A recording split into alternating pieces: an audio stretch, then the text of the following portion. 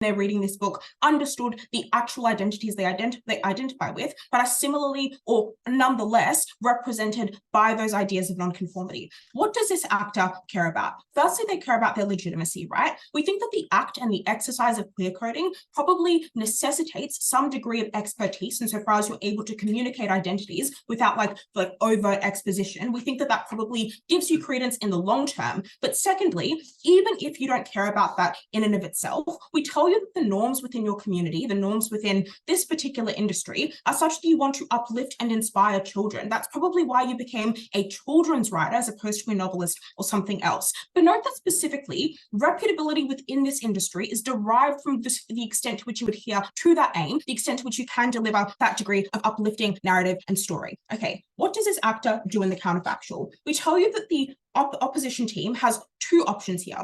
Firstly, they can have outright illusions. We tell you that's unlikely because of the backlash they're likely to accrue in current political cycles. Or secondly, they simply don't do this at all. Both of those options are not your best option as this actor, because note also you care about your financial incentives of wanting to be able to have a larger market. We tell you that under our side of the house, you get to simultaneously have the market of progressive people who want a response to the reactionary types of movements that are shutting down this type of literature, while simultaneously being able to optimize your market of individuals who are not going to be alienated or aggrieved by this type of narrative. We are the only team in this debate that allows you to do that. We tell you what the interests of this actor are and why we balance them. On that first point about legitimacy, so we tell you it's firstly in the ideological interest likely of your community and of yourself as a consequence of that to display narratives that are representative of marginalized individuals. That was because, first of all, publishing institutions and the institutions that gave out awards and established pedigree were likely to look upon that favorably because they had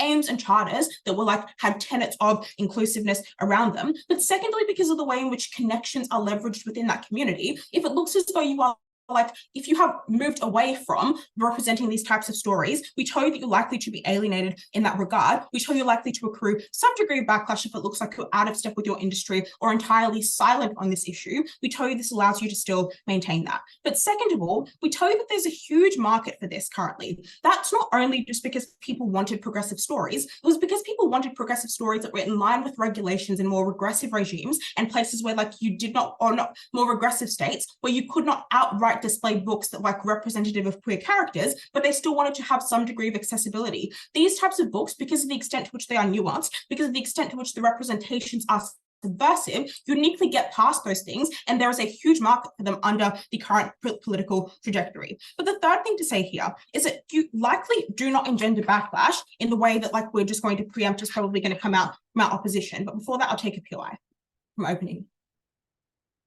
Do you think J.K. Rowling would want to do this?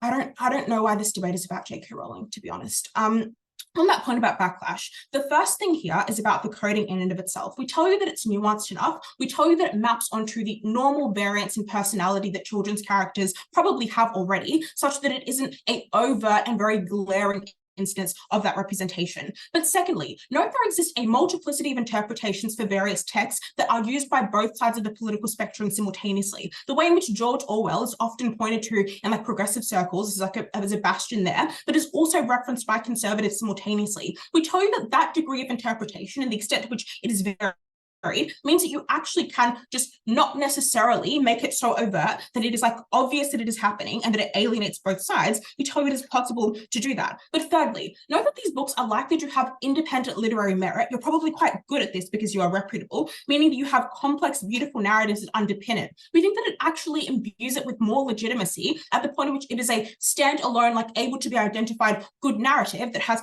these auxiliary benefits of being representative. That just probably means that people are likely to appreciate this in and of itself. But the fourth thing is that other actors do not have an incentive to target you as the person they want to scapegoat or make the very scary figure in all of their political attacks. That was because you weren't the most visceral instance of this representation. Insofar as they wanted to use their political capital effectively, they probably targeted books that were direct and overt. They didn't target you and have to go through with a highlighter and talk about all of the references and make it seem like it was a big deal when it likely was not, or was not going to be perceived as such. Okay, what do we have even if you do accrue backlash? No, that was likely to be comparable to things you already experienced as a children's author. We think you probably weren't insulated from this. And even if you didn't queer code, there were likely to, from people who were going to like accuse you of that anyway, be instances where they may be like associated, oh, this character is wearing shorts, like this character is playing with the truck, with those things anyway, irrespective of whether or not you did this intentionally. We told you that that perception could always exist. But secondly,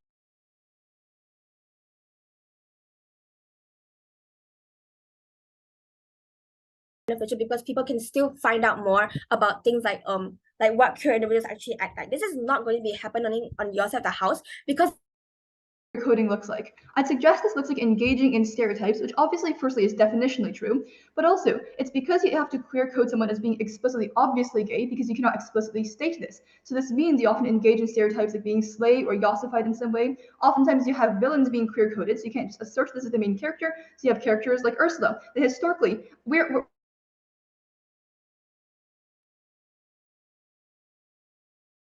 am I audible? You are to me. Thank you.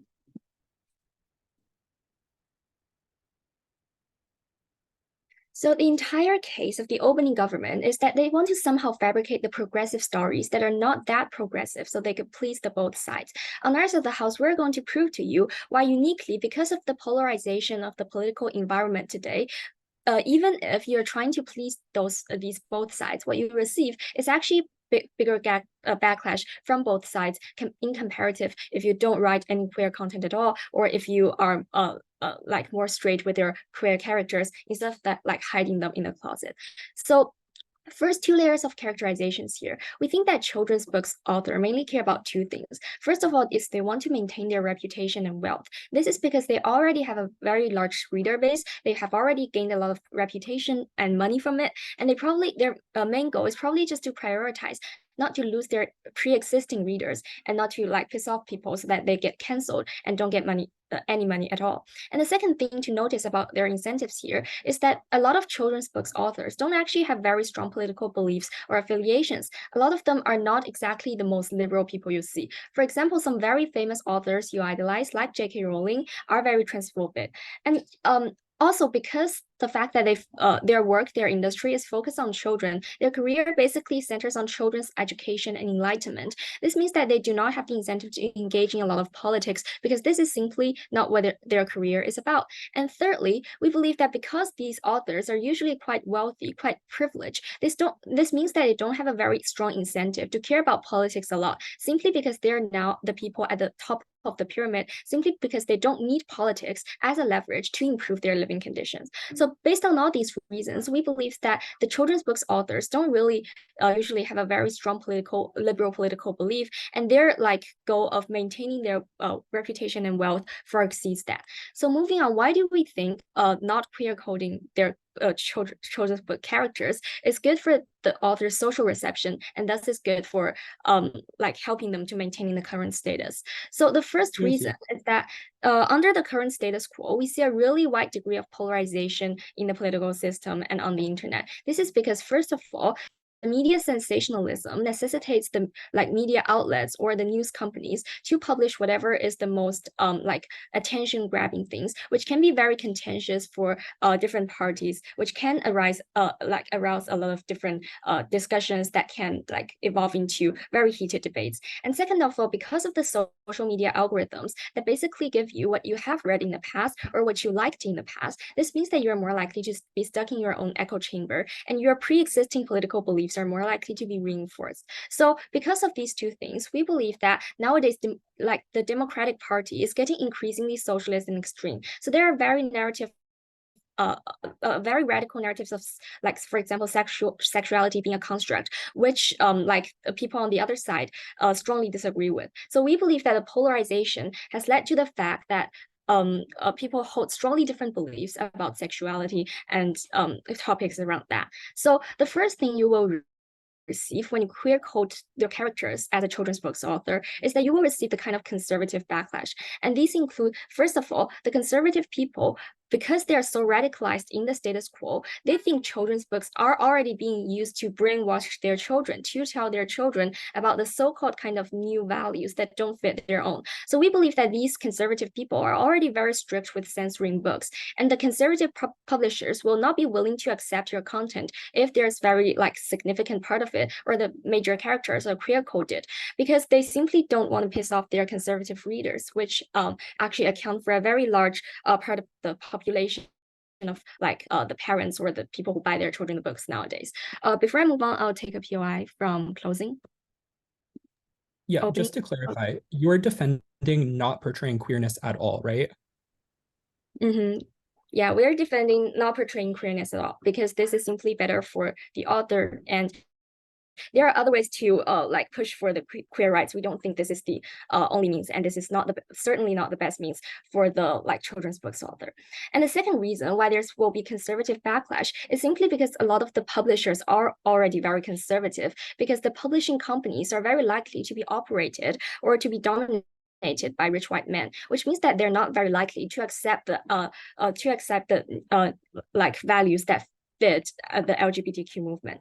But second of all, we believe that not only do you have conservative backlash, what you also have is the kind of liberal backlash that will prevent liberal parents from buying your books or even canceling you. So the first reason is that progressive supporters already think that queer coding is a very bad representation of their group, simply because it focuses on the stereotypes of queer people and it offends them. For example, we see in Disney movies, the villains are often queer coded and the heroes or heroines are not. And this is the main reason why a lot of the progressive or liberal people are actually boycotting these movies or these stories. And secondly, the boycott of these works is already happening in a lot of different arenas, and queer people are more likely to speak out about this then they're likely to, for example, speak out about there not being any queer characters at all in the books, simply because misrepresentation is even worse than representation, because it gives you false stereotypes about a certain group of people. It makes the living condition of LGBTQ people even worse when you try to misrepresent them, when you attach a certain, like the PM said, a certain group of traits that don't necessarily belong to them, and when you attach these kind of tags to them. So we believe that in comparison, the liberal backlash is less if you don't have any queer content at all. Because first of all, you're not actively harming the queer community by not depicting them. There are other media outlets that are depicting, that are discussing these social issues, that are depicting the living conditions of queer people. So when you're not actively harming them, the queer community don't actually spend a lot of political capital to care about you, simply because they have more urgent issues to care about. For example, they could care about the authors who write the characters who are queer coded, because it harms the image of their community, because it harms their living conditions, because it makes people attach certain stereotypes or tags to them. So what is the impact of all these backlash? We believe that, first of all, on our side of the house, what we get is a larger market. We have both conservative and even if we have both conservative and liberal publishers and readers, still we believe that on our side of the house, we're more likely to please more readers and more publishers. But secondly, and more importantly, we're also less likely to get canceled on our side, exactly because of the polarization of the political environment nowadays. Being canceled is very easy to happen, and it will be more easy to happen on the Gov side. Based on all that, very proud to oppose. Thank you. Thank the leader for that fine speech. To continue OG's case, the Deputy Prime Minister.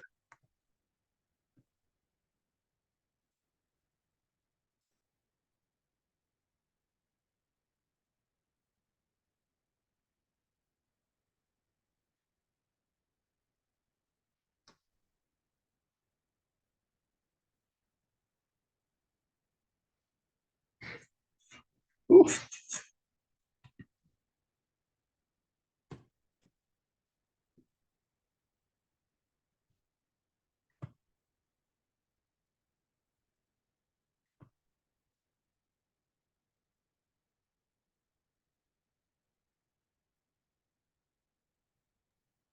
Okay, hello, I'm just grabbing a timer.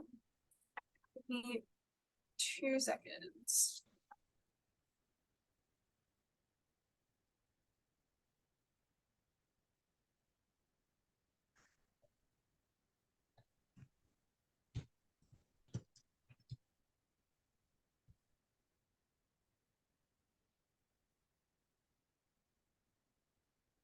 Just checking that I'm like audible and visible, etc.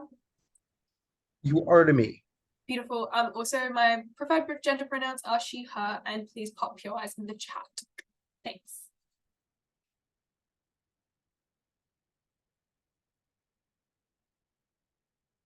All right, at the top of the speech, I'm just going to clear up a serious misconception, which is that obviously this debate is not about J.K. Rowling, who is a notably cancelled queerphobic outlier who is often explicitly said to not be claimed by the community of children's authors, who is often very, very actively called out by her peers for her incredibly transphobic views, who is obviously not the actor we were talking about in this debate. If this is where this opposition bench hinges their case, then they unfortunately have lost this debate from the outset, because characterizing this actor as being someone who does not care about children, who does not care about queer people because J.K. Rowling wrote some popular books is simply not enough. Mechanistically, it is not enough in their analysis of the actor. They lose this debate. At the top of this speech, I'm going to do one thing for you, which is to recharacterize the interests of this actor.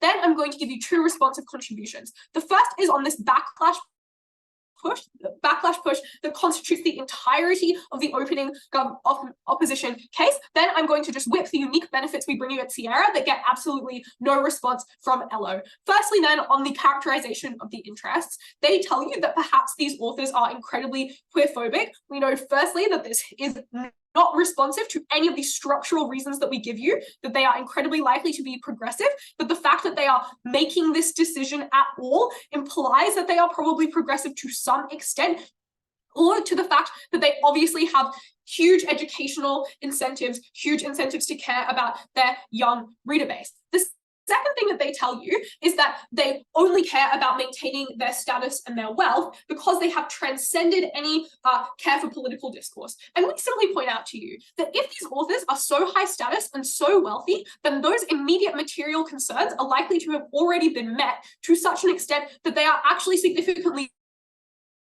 more incentivized to care about explicitly socio-political goals, because probably they are insulated from the financial costs of backlash in either world. Note that this is opening opposition's own characterization, which then stands in contention with the rest of their case about your desire to offset backlash against you. If you are so rich, then the right-wing conservatives not liking you is unlikely to present a huge threat to your estate. The second thing that we tell you, though, is that obviously there are structural reasons that these authors have incentives to care about things like education, have incentives to care about things like social progression. Opening opposition never responds. We assume that they probably stand. Secondly, then, on backlash. Up tells you that you get backlash either way. I would simply point out that this is probably a reason to just not write anymore. But crucially, if you wanted to maintain your wealth, like they say on Up, this was obviously not an option for you. But we say that you still do because you had structural and financial incentives to do so. The first thing after that piece of reframing then is that they tell you that they were likely to get backlash from conservative publishers and readers. They tell you that these publishing houses are likely to be made up entirely of old white men. They never really provide you a structural reason as to why. They also tell you that they only cater to conservative bases. A couple of responses. The first thing is that obviously this is just undersubstantiated. They obviously, publishers are inherently profit maximizing bodies, which means that they are likely to attempt to cater to the widest variety of people. We tell you uniquely why queer coding enables you to do that, because it does not open you up to the explicit backlash that you get from conservatives when you make characters openly queer, but it also does not open you up to backlash from the left wing when you do not have any queer characters, despite the fact that they perhaps expect you to have some level of acknowledgement because of your extreme prominence, because of your relevance in the cultural discourse. The second thing that we have to say is that obviously publishers are also likely to cater to specific groups, and this is actually quite likely to be people who have expressed progressive tendencies. These were things like teachers and educators who were very, very likely to have progressive tendencies, who are often caught in culture wars about queerness and the extent of visibility that it has in society, who are often people who are pushing for progressive and liberalizing discourse around these issues. The third thing to say then is that rich white men analysis is not enough in this debate. You have to prove a structural reason that these publishing houses exclusively and only cater to conservatives. This is obviously untrue in the status quo. It's not relevant in this debate. What do we uniquely give you?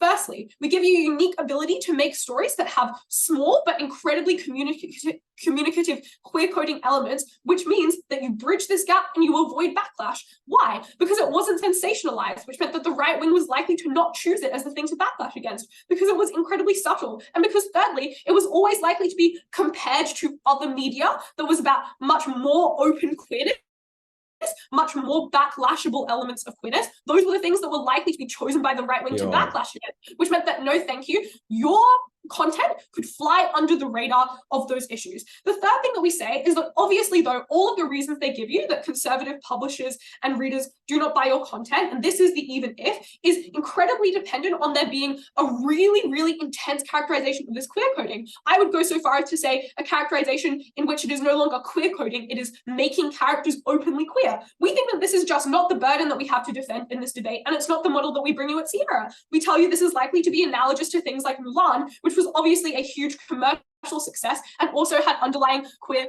coding narratives. Lastly, then, on liberal backlash, they tell you that the liberals say that you're not doing enough and that they perhaps don't feel represented by this. A couple of things. Firstly, I think that the liberal queer community is likely to recognize that there are unique experiences of queerness, so perhaps them not being entirely represented by your queer-coded narrative is not something that engenders massive backlash and cancelling against you. The second thing is that they are likely to recognize the benefit of subtlety and probably have benefited from there being small representations of characters like them in discourse, or can recognize that they may have benefited from it if they unfortunately have not been exposed to it. But the third thing to say is that obviously, because of the polarization that LO explains to you, those people are locked in an antagonist relationship with the right wing. So even in opening opposition's best case where the right wing is backlashing against you, those people are likely to mobilize in your favor because of that antagonist relationship. Let's weigh some unique benefits. Firstly, we tell you there are unique generic affordances. We tell you these characters are likely to be children, and that means that you could map this onto how kids experience queerness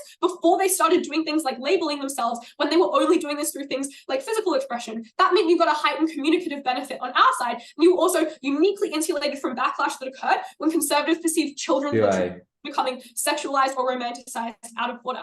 Secondly, because you could get de-romanticized storylines and decentralized romance, which meant you could do this very subversively, but obviously these stories were also considered much more legitimate in school districts. But third, because we told you that you got an ongoing capacity when you gained support from the left wing, that meant you could do this more overtly in the future if you wanted, but also that you were insulated from backlash whether you chose to or not. At the end of this debate, we give you the most unique benefit, we insulate you from backlash, and we give you the best communicative ability to children that you obviously care about. Vote opening government. Whoa. I thank the speaker for those fine remarks, and now to conclude the opening half of the debate, the deputy leader of the opposition.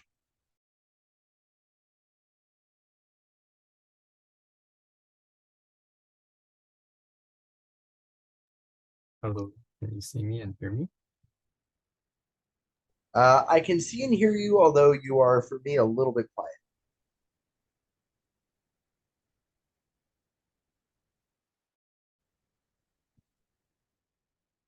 Can you see me and hear me? Yeah, I can Okay. see you and hear you, but you were earlier a little quiet, so maybe just Okay, speak. okay. Yeah. Just a few seconds.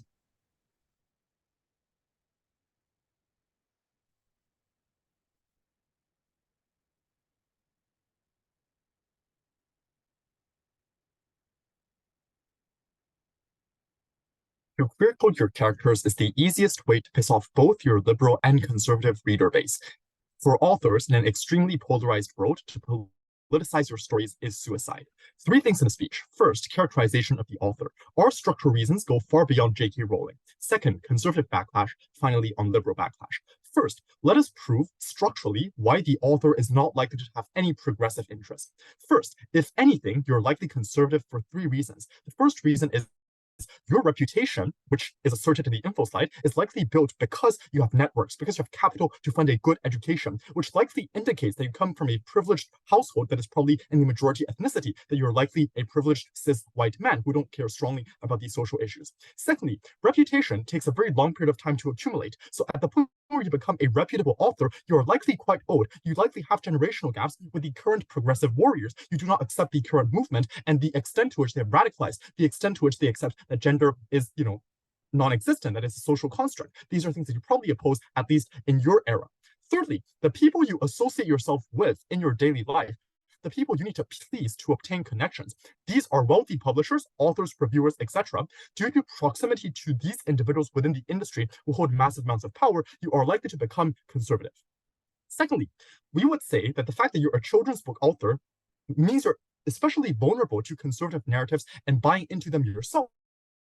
This is because, firstly, you prioritize the protection of children, which is why narratives of LGBTQ brainwashing of children are likely to appeal to you particularly. You're likely to be skeptical of these things. Secondly, children's books are easily associated to nostalgia because the narrative is often that it's an era that's more naive, that is simple and pure, that you want to portray to children something that is uncontaminated, which is why you also are precisely the sort of people the conservative narratives are targeting. Thirdly, there are writers you look up to that are likely conservative, right? Not just because they come from previous generations, but because empirically you idolize people like J.K. Rowling, who are very, very much transphobic. And J.K. Rowling obviously isn't cancelled by the general society. It's only cancelled by extremely progressive and the people.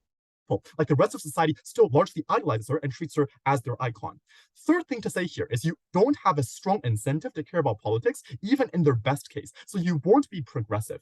Firstly, because you're quite wealthy. So from a personal perspective, there's likely no incentive for you to engage in politics. You don't feel the need to speak up for other people at the point where you already do quite well. Secondly, there's a large degree of polarization in the status quo, as we indicated too, which means the quality of political discourse is likely not satisfactory, which means most people are apathetic towards politics at the point where they see that most political discussions are not fruitful, that the things that both sides of the house are pushing are quite extreme.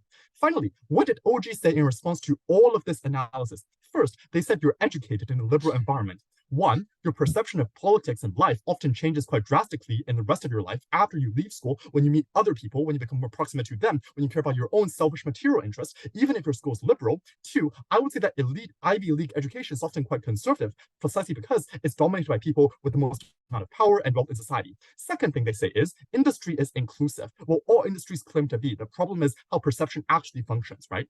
The framing, therefore, is people are risk averse. These wealthy authors don't want to lose the reader base they already have. They don't want to see their living standards deteriorate. Even if they care about spreading their values, it's contingent on them having readers. So they don't want to lose readers.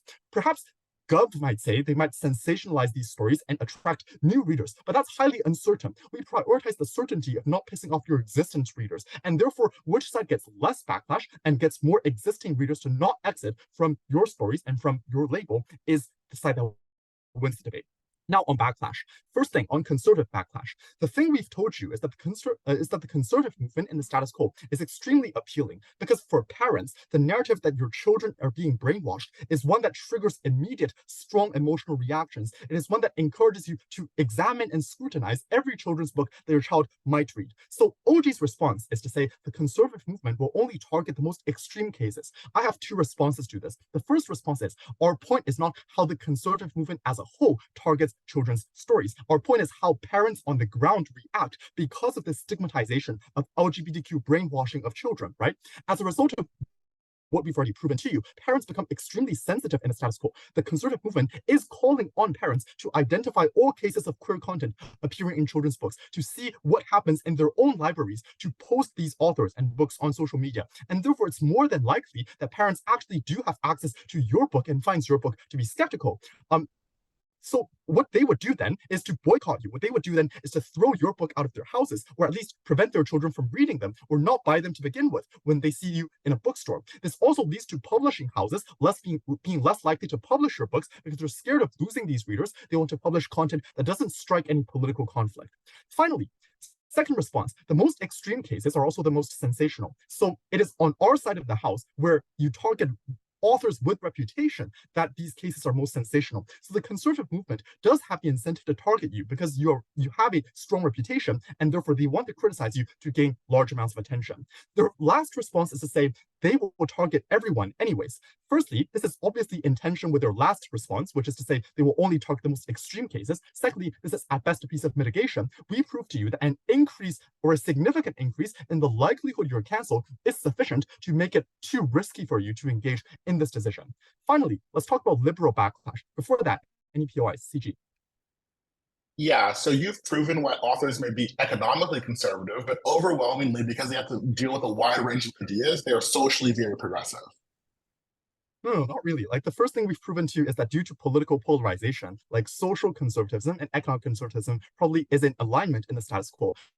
Secondly, we've told you that the people you associate yourself with are likely to be conservative because rich white men predominantly are, and therefore you're likely to socially assimilate to them and therefore become conservative. We've given you a host of structural reasons. These are just like one. Finally, on liberal backlash, what we've proven to you is the progressive movement is highly fractured with a significant proportion that opposes queer coding to a very large extent, because some progressive supporters think queer coding entrenches stereotypes of queer people for fair reasons, because villains are often queer coded in Disney stories, which leads people to think that queer people are weird and bizarre, and therefore they view this as personal attacks on them. LGBTQ individuals see themselves being misrepresented and feel the visceral anger that they're being misrepresented. They speak out about this. They boycott your books, and this becomes how queer coding is criticized. Liberal backlash is less on our side if you don't have queer content at all, because you're not actively harming the queer community. Queer people might see no representation from your books, but that doesn't create the visceral anger that they're being misrepresented. They don't spend political capital criticizing you, they probably criticize other authors. So the point is, only at the point where you frame yourself as LGBTQ do you associate yourself with the liberal movement. That is also when you invite criticism from them. For all these reasons, oppose. I thank the deputy leader for that fine speech. And now to open up the closing half of the debate, member of government. Can you hear me? Yes. Okay, please ask POIs in the chat. Two extensions from closing government. Firstly, this is better for children who read your story. 4 mechanisms. First, it is worth flagging that many children are not yet out and do not fully understand their queer identity or whether or not they are queer in the first place. And the reason that this is true is because their brains are not fully developed yet. They're still maturing. They go through a lot of changes. They might not go through puberty and therefore might not experience full degrees of sexual attraction. And simultaneously, they're still exposed to huge degrees of homophobia in society per all of the opening opposition arguments. So what this goes to show is that your queerness at this point is probably latent. But the benefit of using queer coding is that you prompt a gradual psychological acceptance of your queerness, because you can pick up on the cues gradually by noticing that, for example, a main character within the story is dressing in a similar way to you, and therefore connect it to your own life. And note further here that the motion says main characters in particular. So this effect is particularly large because children are often prone to escapism, have strong imaginations, and develop very strong emotional connections with the main characters. So they end up having parasocial relationships with these characters and become connected to them. So therefore, the effect size of this argument is quite large. Secondly, for fully out children who do understand that they're queer, this is also good for them because they can speculate about the queer identity of characters in the story. And it actually feeds into their enjoyment of the story, especially in as much as you're not being fully explicit about it, because they can make theories with other kids who are also reading the story about whether or not they are queer or the latent relationships that they have with other characters who are within the story. So that adds an additional layer of enjoyment to the story that doesn't exist on their side of the house. The third thing to point out is that it's also good for other queer kids. Note the prior mechanisms I gave you about parasocial relationships. What this suggests is that even for kids who are cis and heterosexual, they still read your story because you are a good writer and because it isn't particularly explicit. But when they see these queer portrayals, they're more likely to treat other kids better for the mechanism I already gave you about parasocial relationships, i.e. they gradually see main characters who, for example, are dressing in flamboyant ways. And therefore, when at school they see someone who's expressing themselves in a non-conforming way as well, they're less likely to bully those kids. The fourth thing to point out is that for kids with moderate and liberal parents, this is also an excellent conversation starter. Why? Because when they see these particular cues within the story, again, per the mechanization I gave you about why children are not fully mature, they use this as a starting point to go to their parents, to go to their other friends and ask questions about things like gender norms in the first place and have gradual conversations about how they can increase the degree of self-expression that they could feel, which helps them navigate their queer identity. I just want to flag a couple of things about OG's competing contributions here. At about 6:35, DPM does say there is a communicative benefit because children aren't out yet, and therefore seeing these subtle signs helps them. This is one line. It isn't explained. Clearly, these 4 mechanisms are more robust Else, OG just assumes that this is good for kids, but doesn't actually dissect the specific benefits that it brings to kids. 3 ways that this outweighs the rest of the debate. 1, as OG themselves note, because you are a reputable author and you probably have a lot of literary merit and will write it well, the biggest impact is actually how this affects children. And PM even says this in their speech and agrees with this metric. And note that even if you never see these benefits literally pan out in front of you, you never see kids having conversations with their parents, you tell yourself this. It helps you feel better about yourself at night. It helps you feel like you are doing something good in the world. Secondly, even if you don't buy that piece of weighing, note that this is the biggest reason that you will be successful as an author. Why is this true? The question of whether or not you will get published is not a particularly relevant metric in the round for the reasons that top half themselves gives. You are reputable. You probably have an established relationship with your publishing company. So the more relevant metric is how much momentum does your story actually pick up? And in as much as I just proved that children quite enjoy your particular story and feel seen by your story, you get far more momentum on our side of the house. So both sides, you probably get published, but on our side, you get way more sales if opening opposition is worried about that metric. But thirdly, clearly, this is just the biggest impact in the round in as much as it affects tons of children who are reading your book and feeling confused about their queer identity. Second contribution, this is better for your well-being and success as an author. I'm going to structure this extension in 2 tiers. I'm firstly going to give some responsive material to opening opposition's version of the backlash argument. And then secondly, I'm going to analytically extend about why this is better for your success as a writer in the industry. First, on backlash, I'm going to take OO at their best case. Conservatives read into the queer coding and grow angry about the queer coding within your story. This is fine with us. Why? Because you can capitalize upon that backlash that conservatives, that shitty schools are levying against you. You can point to this as a relevant issue. You can write into The Atlantic, The New Yorker, and discuss the problems with queerphobia that you are facing, the problems that people aren't addressing, queerness that kids are experiencing, and just brushing it under the rug. And note that this is more valuable than all of the DPM mitigation about backlash, because DPM merely gives mitigation about why backlash might not happen, which is possible and could be true in some cases, but OO also has fair arguments about why parents do get angry. So what this then means is that when you are able to do these things and speak out about these issues, you feel more dignified as an author. So even if your sales go down, you are probably queer. You want to leave a mark in the world. You want to feel like you've done the right thing. This is the thing that helps you tell yourself that you have done that right thing and that you have left a legacy, even if you make less money. But secondly, it's also just worth pointing out that even if opening opposition is right and people get angry, that's actually good, because then the belligerent parents self-select out of buying your sales and then have less influence over your writing style in the first place and don't make you feel bad about yourself to the same extent. Before you move on, OO, please. Okay, great. Why would writers care the final about thing I want to point out is that, sorry, no, you're out of time. It's 6:05. The final thing I want to point out is that in as much as you are probably queer, all of DLO's arguments fly out, both on conservative parents, in as much as it's probably the case that conservative parents don't read your story anyway, and on liberal parents, because this is a reason that you probably write the story fairly well and don't use like reductionist stereotypes, for example. Second tier to this extension, this can be used as a stepping stone in the gradual normalization of writing about queerness. And there are 2 specific mechanisms. 1, note that in the motion clarifications chat, this is just one story, but this is a stepping stone to gauging how people respond to your story and then using it to write future stories, which are more explicitly queer as you gradually normalize and prime your reader base for being accepting of queer stories in the first place. And secondly, OO gives you solid reasons about why authors may be fearful of producing work about queerness. Note that you are uniquely positioned as a reputable author who is well insulated to write a story. So when you write this kind of story, younger authors see you do this and become inspired by you. They also want to write similar stories. This helps them feel more secure writing those stories, and therefore this amplifies the opening government impact of benefits to the industry. Very proud to I thank the member for that fine speech. I now call the member of opposition. Hello, audible and visible? You are to me. Okay, great. Starting in OPOI true voice, by the way. Starting in 3, 2, 1. What are we gonna do different? Unlike opening opposition, we're going to take the hard stance and be explicit in the depiction of queer characters. With this, we unlock one, the incentives as to why the actor would actually want to explicitly portray the characters as queer, why they will benefit from it, and why it's an independent good in and of itself worth pursuing.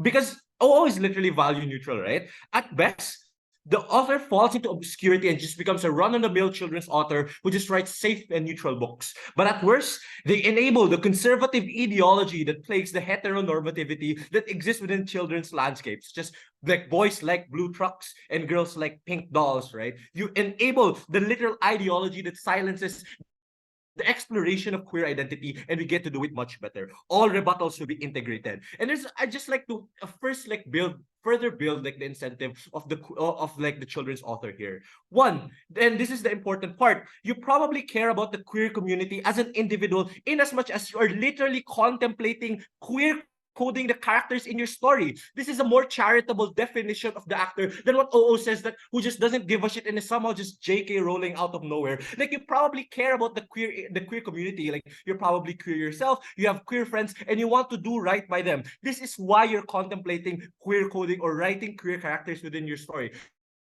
This is why OO is out. But second, you want your books to not just be popular, but to actually teach children values, lessons, and expand their horizons. This is because this is what is expected from you as like this like good children's author, right? Two manifestations on this. Additionally, you have a vested interest in developing well-rounded children and for them to get the best lessons out of your own books, right? But secondly, like I agree with closely government. Like, you probably already self-select, for example, the audience that you have, in as much as they're probably liberal, in as much as they probably like teach like other things like queerness or other things that are like anti-conservative already. So often these parents are liberal and often want to make their children liberal too, or like they want to like, you know, expand their horizons. But thirdly, this is the important part as well, you are already reputable. This is already mitigating the harms of backlash that comes from opening themes, because one, you probably already have an existing fan base who buys your books precisely because of the literary merit that it posits. But second, there's enough capital from the other books you've created that you previously have. What does this mean? This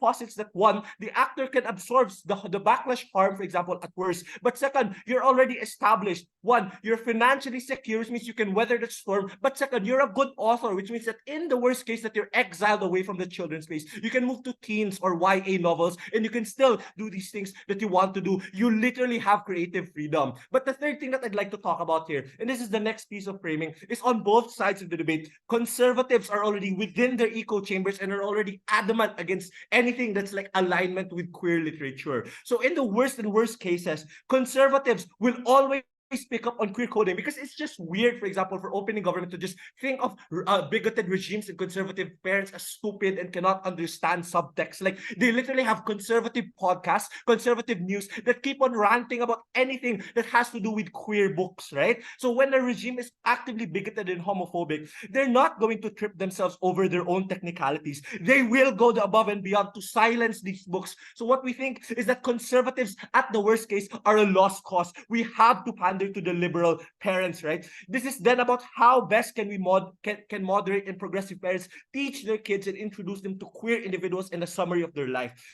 This is why you have to write. There is a story that has to be told, and there is a market that demands that story to be read. If it's just existing in liberal pockets, then fuck it. Let's exist beautifully in those pockets, ladies and gentlemen. But third that I'd like to talk about is queer coding already does happen. Like, opening government already like like alludes to this with like Mulan. And when queer coding does happen, two things happen. Like, one, it gets backlash from the conservatives because it's too obvious, or two, it's too subtle that no one picks it up. Like, who cares if Mulan is queer coded? The people who only understand that Mulan is queer coded are like the terminally online TikTokers, for example. For most individuals, it just flies out of their head. This is because, especially if CG cares about the resonation of queer children, they don't get that at all, because the traits that are integrated and coded within queer literature are social aspects of queerness that you only understand in the event that you socialize with other queer individuals. And in as much as there's no children's queer community, that is a very questionable benefit that they get. Arguments then. The first thing is why children doesn't understand subtext and metaphors, and why it's a useless thing to just queer code this. Why is this true? 4 structural reasons. 1, because if a child can pick it up, conservative parents and bigoted governments can pick it up as well. You have to bury these traits so deep within the characters that it becomes useless to code queer traits within them. But second, they are very explicit explicit and visual individuals. They read books because of cute characters, fun words, and cool colors. They're very impressionable and impressionistic. But third, they haven't developed the literary skills to read between the lines, because this is something that's developed in high school or in later years. You have to make it known to them what it is before they can contemplate about what isn't within the text, right? But fourth, they're not completely aware of the social discourse surrounding gender, precisely why it will just fly over their heads. Why is this important? One, this means that if you queer code, your book is nothing special. It's simply just subtle. There's no reason for the audience to pick your book up in comparison to the myriad of other books that exist on the shelves as well. Further, the exclusive benefit from closing opposition then is comprehension, to read and understand what's within the lines, for example. DPM, like you mentioned Mulan, right? But as I said earlier, it just flies over people's heads. So there is an active need for these things to be explicit in order for people to understand this. The author cares about this because he cares about the queer community. They're probably queer themselves, or they have queer friends. But second, if queer visibility among children is the goal, then you simply can't, you just make them much more invisible. Like, children won't be able to pick up the character is queer, or any of those traits are queer. But third, you don't allow queer children to access reference points and experiences from the books because they will not understand it. But fourth, you risk parents finding out when kids ask because they don't understand. We agree that conservative parents might find out about these books in either side of the debate, right? We're fine with that. But in the extent that you risk is more inside gov, because you don't know if the parents are good reference points, for example, for like queerness, for example. So it's better that you teach these kids themselves, become more explicit and visible among these among this. But all the more, right, we think that it's going to sell, because as an influential author, you already have that liberal audience who's going to buy your book no matter what. And the benefit from them is at least they get a better picture of what queerness looks like without having children mull over what all of this means. Proud to oppose. I thank the member for that very fine speech. To conclude the government case, I call the government whip. Assuming I'm visible and audible, I'll take POIs by voice, try to take one around 5. Time starts in 3, 2. For the millions of queer individuals and queer children that don't know that they're queer or don't understand what queerness is, only CG provides a path to affirm them. Let's start with CO. Unfortunately, they're already out of the debate. Why? Because they explicitly knife their opening. Opening tells us that they're going to have any depictions of queerness in the book, but CO tells us actually they're going to be as explicitly and openly queer as possible. They just can't do that. Look at the manual. But even if you want to consider CO, a couple of issues with their case. First, it's incredibly low impact because they're only reaching for liberals who already understand and care about queerness.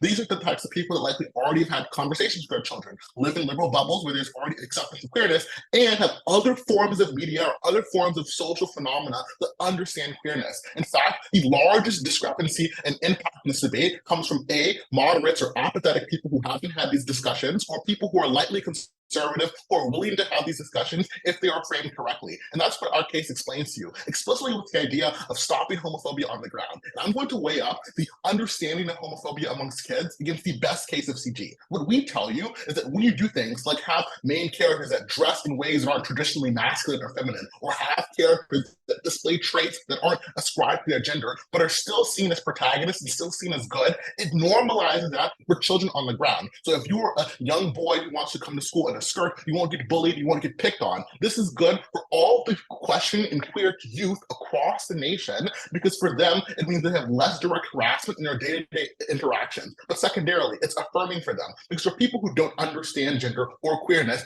or the kind of phenomenology of what they themselves believe, all they see is a character that they can relate to and a character that they can now affirm themselves with. Why is this better than what CG gives you? Because CG tells you that if you explicitly show them queerness, it means that they will now understand their queerness, but they don't actually prove the analytical mechanism here. They only tell you that if you show them, people will relate. We tell you that oftentimes when you put the explicit label of queerness, it leads to people bringing in outside social phenomena and their understandings and assumptions around queerness, i.e. if you go to your parents will parent if they saw on the TV, on the news, or on their Facebook feed, which means you don't get a full understanding when you call the character explicitly queer, because now the discussion has shifted from the book to what people believe. But lastly, on CG, we tell you we can just show the journey.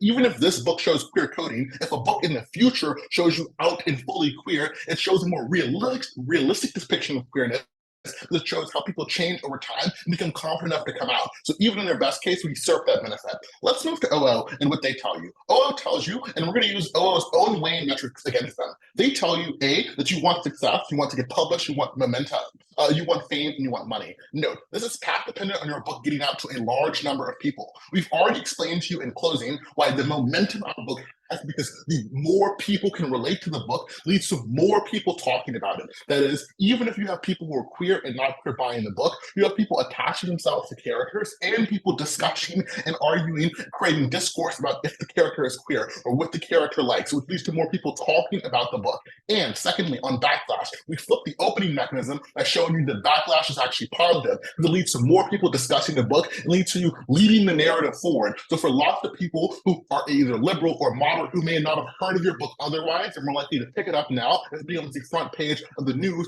or become as viral on Twitter, which is to a new mechanism of more sales for readers you would have otherwise not gotten. So you get more famous on our side. The second more important mechanism from OO is the idea that you are some uber conservative who doesn't want to talk about queerness. Note at the top that if you're someone who is already reputable and likely has a lot of money, then you care far more, like OG tells you, about the political nature and children. But second, a lot of their mechanisms on why you're a conservative are contingent on you caring about children. That is, you care about children and there's pureness and naivety, thus you want to do things to protect them, or you're more likely to buy into conservative propaganda. But we can use the first link here, that is, you care about children, to show that the person who cares about children the most is the person who shows these queer-coded stories. Why? Because if you do care about children, you care about protecting children, you care about making sure that children feel seen, heard, and accepted, which means you are likely to want to write a story that affirms for those children, which is just the CG extension. On our side, not only do you create a halo effect for more positive normalization of stories, but the story itself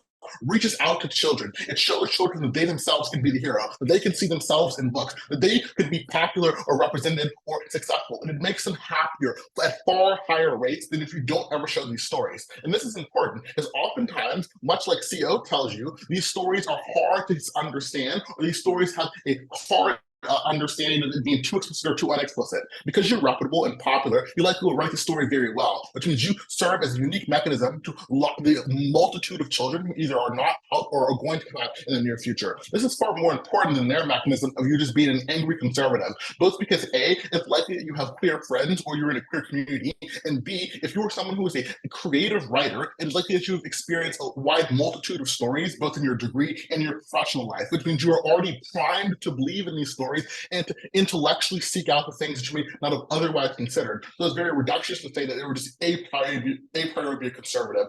But before I continue, if you want to respond to any of that, go ahead. You have reputation now, but that doesn't mean your readers might not leave you or boycott you. We want to minimize risk by not doing anything that might potentially piss anyone off. One, in your best case, everyone leaves you, you still tell a narrative that you care about, and new people join you because they believe in the narrative. Two, you didn't prove in either of your speeches why the entirety of your audience would be such lion's share conservatives that if you even tell this narrative, they would run away from you and stop engaging in you. It's far more likely that a lot of your audience already presumptively believes in the things you believe in because you have your political beliefs and social beliefs imparted into your stories, and that your stories likely have been progressive because you're contemplating this decision in the first place. The last thing I'm going to do is do some bench weighing. OG tells you, to their credit, things like you're likely to be progressive or that you're likely to do good things because this is good for you. But notably, their case is margined in its effect, because they only talk about how on their side of the house you get some amount of benefit from having progressive and educational stories. We explain to you, A, more robustly where that benefit is accrued, i.e. in the children themselves, but secondarily that there's a far wider range of impact because the types of people who otherwise would have not engaged in these stories, i.e. the moderates or the people who are weakly left or weakly right,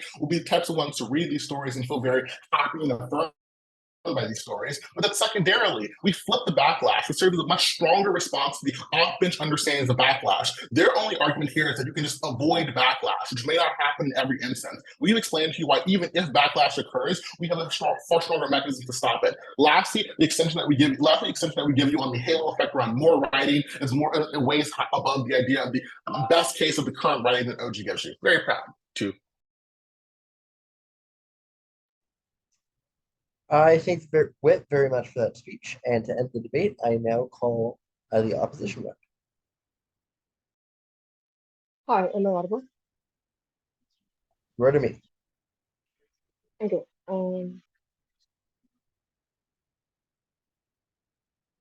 Sorry, I'm starting over. Starting in three. Take you guys through voice. 3, 2, 1. It's not knifing when we structurally prove why the author has the incentive to do this. It is engagement with all of the mechanisms that was given by government. Do not penalize us panel just for being more creative than our opening. So this is unlikely to be like something that you have to lose us just by the metric that we are more creative in building a better counterfactual than them. In this speech, I will respond mainly to and outweigh why we get the benefits strongly than government side, and tell you why we're better inside rather than OO. First, let's deal with CG. They say here that, well, you still get some benefits on their side because children can speculate and then have those forms of experiences and interpret that on their own lived experiences when they see this coded material. But notice that this does not engage with the comparative that we built inside them, that it's better for you to show it explicitly, because when children are subject to speculation, it is unlikely that they get better information because they just have to speculate rather than just showing them the concrete information from the start. But secondly, we also say that it increases the risk of children asking their parents. And I noticed that this isn't as bad if it's a moderate or a liberal parent, but if it's a conservative parent, it's worse, precisely because the kid doesn't understand, because they have to speculate. They have questions that they don't understand the content. And I agree that on our side, we also may have kids asking their conservative parents, but often this happens in a lesser extent, precisely because they already understood the content once they read it, because it is explicit. But secondly, right, I'll say that even at best, at liberal and like moderate parents often do not have enough information and research time allocated about the queer experience that you probably did ask the author to have a better reference point, precisely because of the same incentives that they give, right? That they want to be popular, that you want to be a good author because you are reputable and therefore you have the capacity and have the resources enough to do this. So even by comparison, we say that the author skill is the best reference point in doing this. Secondly, they said that, well, you can just have explicit labels. Notice that this, here they said that when you have explicit label, it shifts the discussion in the outside, and therefore this becomes more of a social and political discussion. Notice that this assumes that the main audience in this debate are the adults. Like we say, kids are often insulated away from these social and political discussions anyway. It's unclear how they get access to that, even if how to get access to that. So that rebuttal at best just mitigates the benefit that we get from them. But even if it's true that the content gets distorted, this isn't exclusive on our side, because on government, they literally code. They let the child interpret the content that they are reading. And in fact, it's worse because it's subject to multiple interpretations and reinterpretations of the kid, because it is just coded and suggested of what it means to be queer. Secondly, they say, and this is how they try to shift their case, right, at WIP. They say that they can be more realistic in the future. But notice that they don't build this, and it is unclear why the transition from coding to showing a realistic case happens in the future. In fact, it doesn't, because like they say, right, there are numerous benefits you get from coding, things like protection, things like you not losing your fan base, etc., etc. And therefore, it isn't clear why you suddenly go to this transition anyway. And this is why we're better, in fact, when it comes to CG. Let's talk about like the main clash that comes from government. We agree with both government that the political climate is always against progressive ideals, and that this actor relies on being able to uplift children in order to fulfill their greatest incentive, and that is to get more reference points for children to teach kids. The problem is on our side, it is unclear why we don't do anything outside of queer coding and why we don't portray queer as explicit as all. This is true insofar as we agree with what the numerous incentives that government points out, that they have the interest to uplift. We say that this reputable author have no interest to queer code, rather to explicitly portray queer characters more in their books, precisely because we want to maximize that incentive. And this is important, right? Because all of the benefits that they talk about protecting children, about children just having more experience and more reference points, are better fulfilled on our side because we're able to explicitly show these things towards children, right?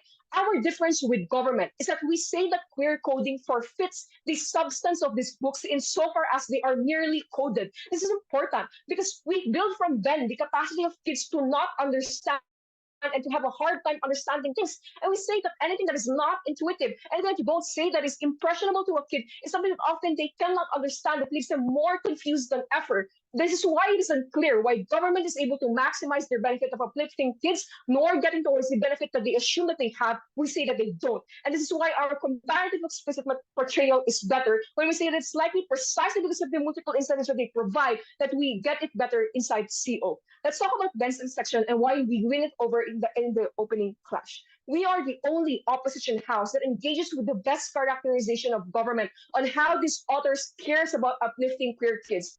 Notice that explicitly on both OG and CG, they say to us that this author has the greatest incentive to care about these queer kids, and we agree to that. But unlike OO, unlike OO that do not engage in the incentive structure of these authors, we engage with Gov and prove why we maximize the incentive better. And it's important because just by engagement, we're able to take it over OO. What did we say? We say that being canceled will happen in the scenario of both sides, whether you code or you explicitly show content on our content on CO. The problem with coding is that often it is not understood by kids, and therefore the substance of the book is not appreciated at all. But secondly, we suggest that it's more important in context of queer kids that previously have no reference point, like they say, because of the sheer amount of media that writer either forgets them or they don't understand the coded material in these existing books that you have inside government. This is harmful, precisely because on their side, the actor is not able to bring out the benefit of having children understand it. And I will notice, even if you probably care about the author more panel, it's like that you have to care more about kids, precisely because this author, when he went to the children book industry, probably cares more about children than having more money on his side, and that's why he went to the children book industry anyway. This is also why we're different with OO, right? Because unlike OO, who suggests that this person will be attacked, receive backlash, and keep their base, we say that it's unclear why this is the most important value in the round, insofar as A, this author is already capacitated enough. He has an existing fan base to just go away, but it just won't go away. But secondly, this is also how the reason why OO abandons the most important actor in this that cares about. Lastly, weighing, right? We talked about how if we only code, it doesn't work. And this is because of the multiple reasons that they provided the three houses, that this happens in conjunction with the amount of conservative backlash that happens. And it's not just conservative backlash, but how does conservative backlash look like means that there's always a competition in conservative authors. We say that this is more harmful precisely because these conservative authors can paint out how being queer is inappropriate and devilish. I don't understand how the coding or these kinds of books are able to combat that. We say that the explicit material is able to do it better than Proud to Oppose.